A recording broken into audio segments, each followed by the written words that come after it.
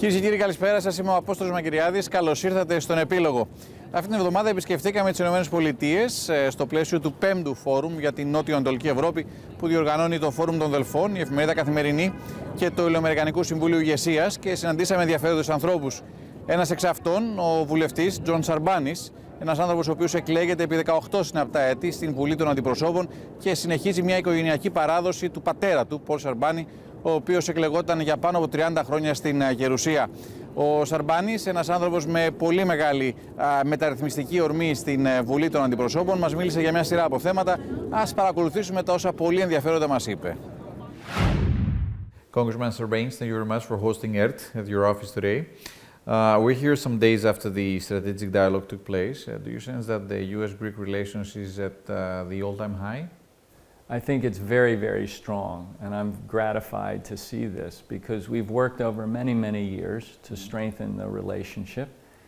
And I think on both sides, you have a good feeling now. So it's something we want to continue to reinforce. Obviously, the strategic dialogue is an example of that, and I think you have a lot of members of Congress who feel very positively about this relationship between our two countries. Do you sense this relationship will continue to grow regardless of who will win on the November election here in this country? I think so. In fact, if you look back over the last few administrations, the relationship has been getting stronger regardless of who's in the White House. And I think that shows that there's many, many different points of contact and ties and bonds between these two countries.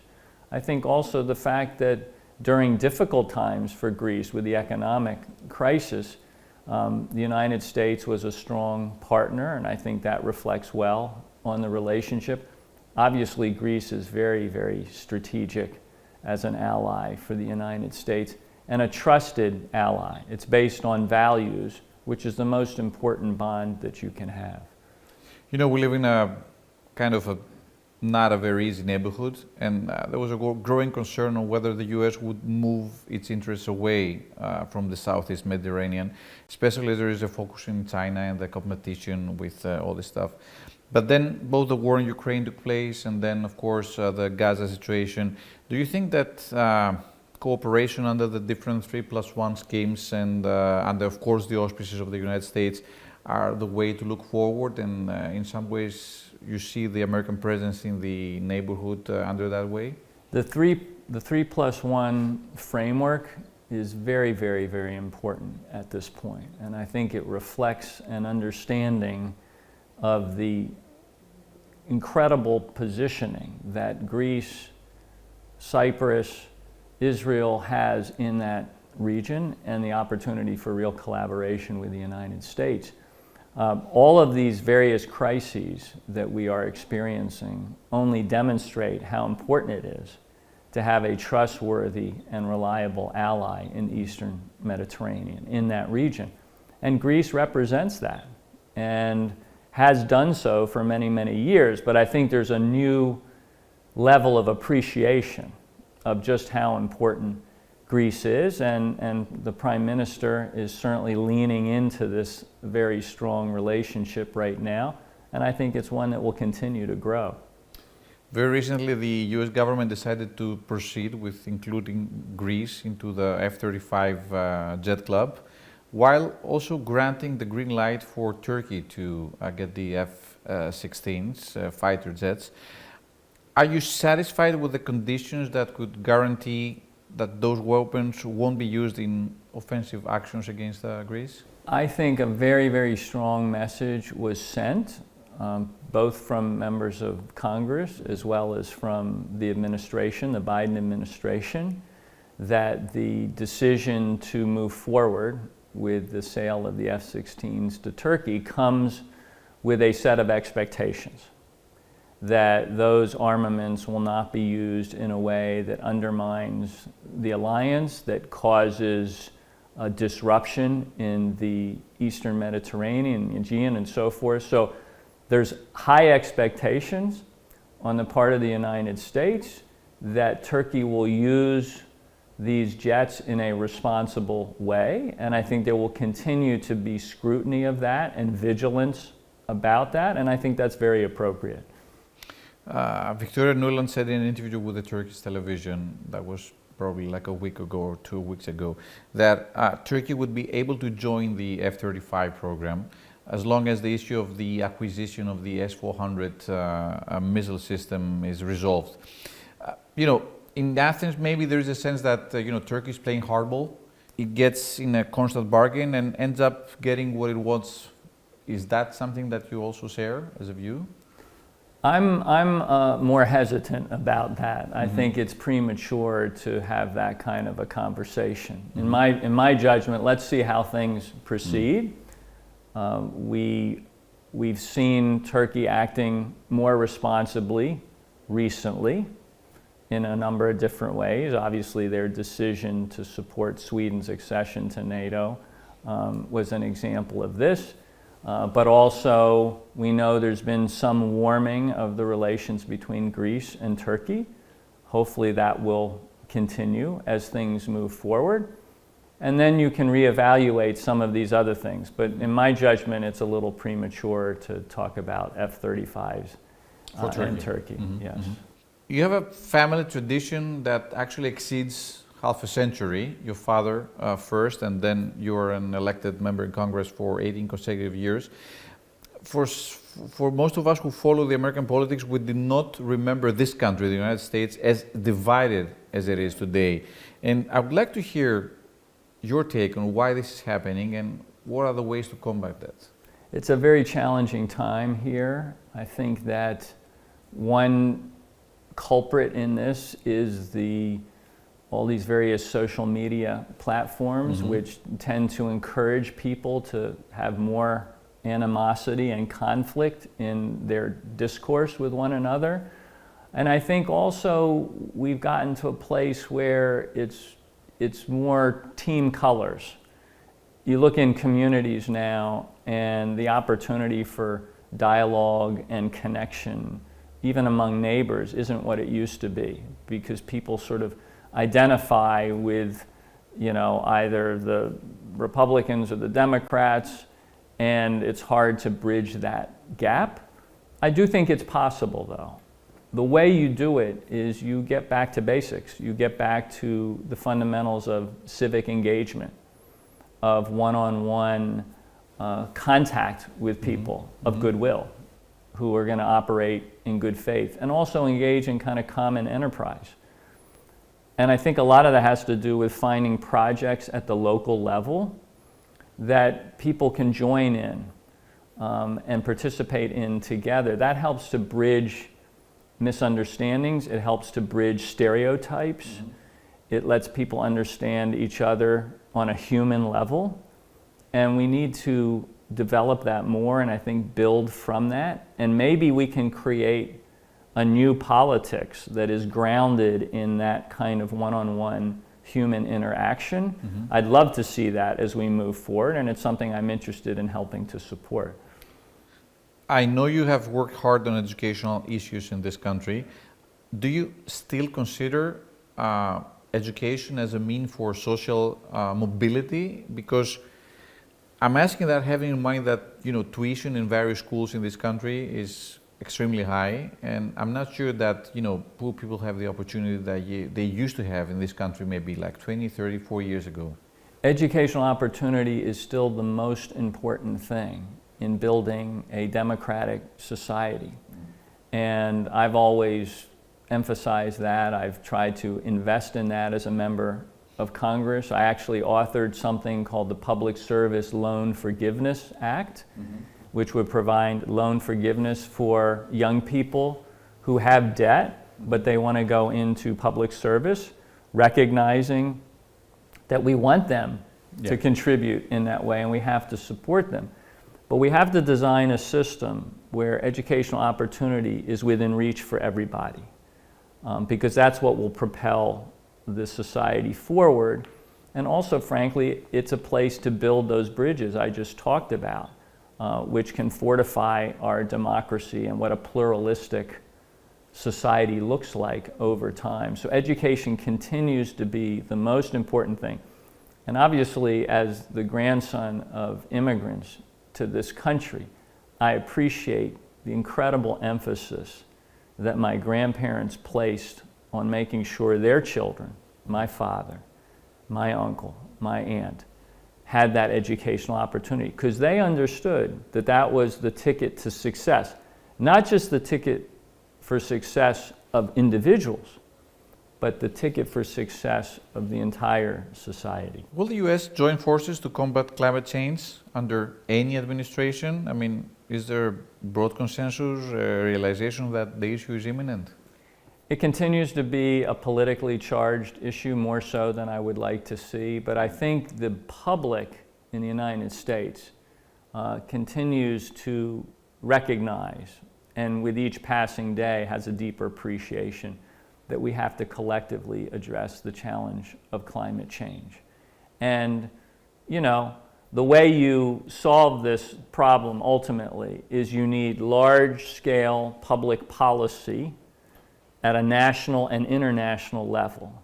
But it also has to be accompanied by individuals in their own lives doing things every day that can help improve the environment. And so if you have that kind of partnership in place, we can make progress on what is a very, very difficult challenge. Do you think that the younger generation have a different stance on the issue than the olders? For sure. I think they perceive the existential nature of climate change in ways that older generations cannot do, which is why you're seeing them become very active in this space and wanting to push it forward as the number one priority. And I think we can learn a lot from that generation. Now, if in the upcoming elections in November, if Donald Trump gets elected, do you still have trust in the American democracy, in checks and balances, in all the institutions that this country will run on a proper way?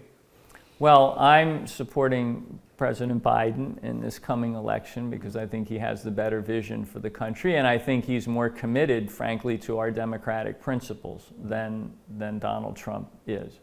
If Donald Trump is elected, it doesn't mean the end of our democracy. It doesn't mean the end of democratic society here. It may mean that we have some additional challenges to push through and overcome as we move forward. But I think the American people have it within their capacity to get through turbulent times and get to a place where we are strengthening the fabric of our nation. And again, I very much believe that young people are the key to this because they both have an idealism about what needs to happen in the future, but at the same time, as I said last night, they are fiercely pragmatic about what needs to be done today to make a positive difference in the quality of life for everybody. So we're putting a lot on their shoulders, but I think they're up to the task of carrying not just the United States into a brighter future, but carrying the global community into a brighter future. You've announced that you won't seek re-election in November. Is that a decision based on why did you choose to do that? I made the decision to leave Congress now because I always thought I would do another thing.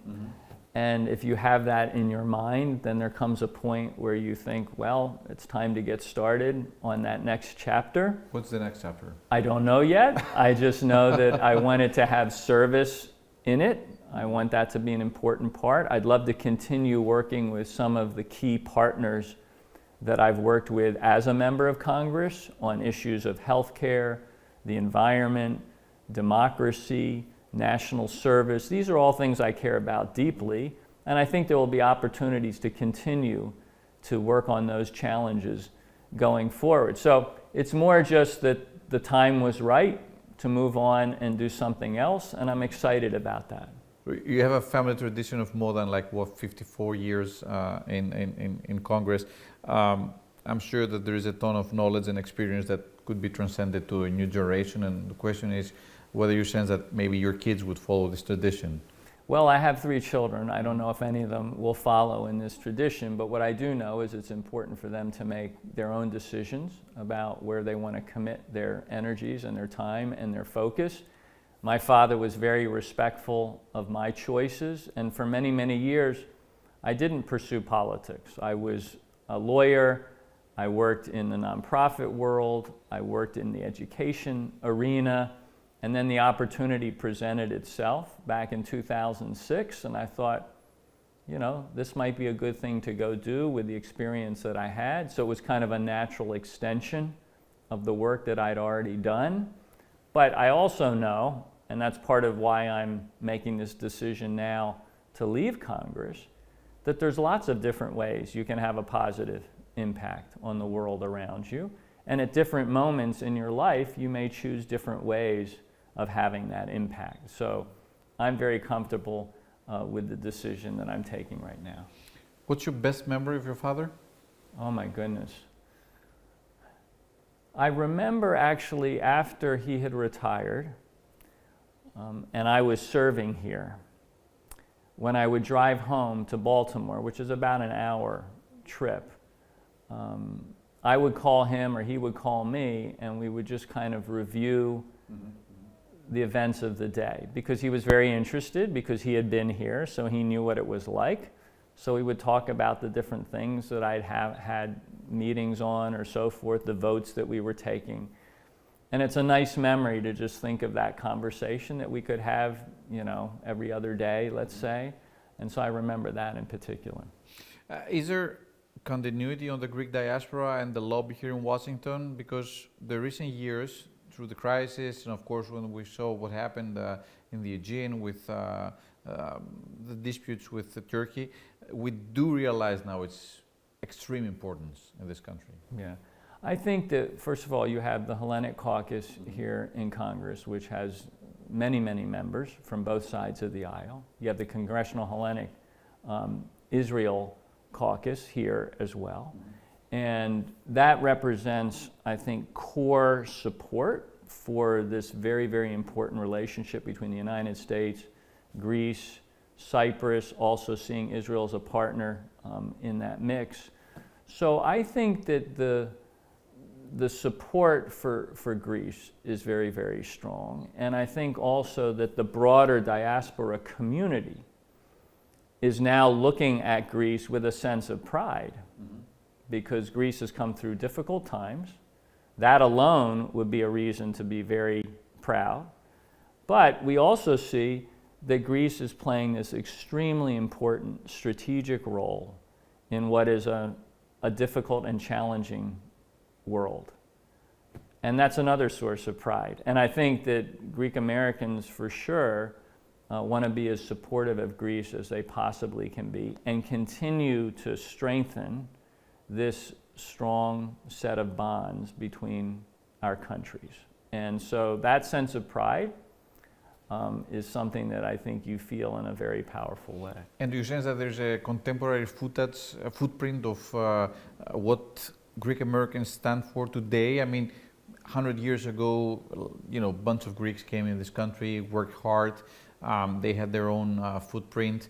Nowadays, you see a lot of well-educated Greeks coming here, having good jobs in medicine, in politics, in economics, in business. Is there like a, you know, a concrete footprint of that? I think that the influence of the Greek American community can be felt in many different walks of life now, as you just pointed out, whether it's business or science or medicine or politics, what have you.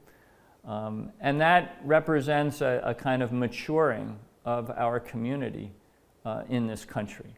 The other thing that's very important, and I've encouraged this during my time in Congress, is this idea of what I call Hellenism in the public service. And this is the idea of Greek Americans giving back not just to their own community, but giving to the broader American society. And I think that creates an impression on the broader community.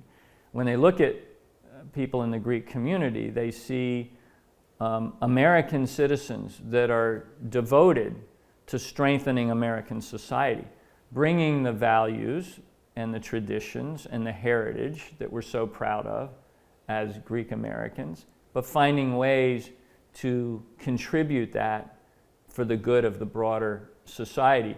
And I think it would be wonderful if the Greek American community over time could continue to strengthen that reputation within American society, because I think it's a very important one and it's something that we can model.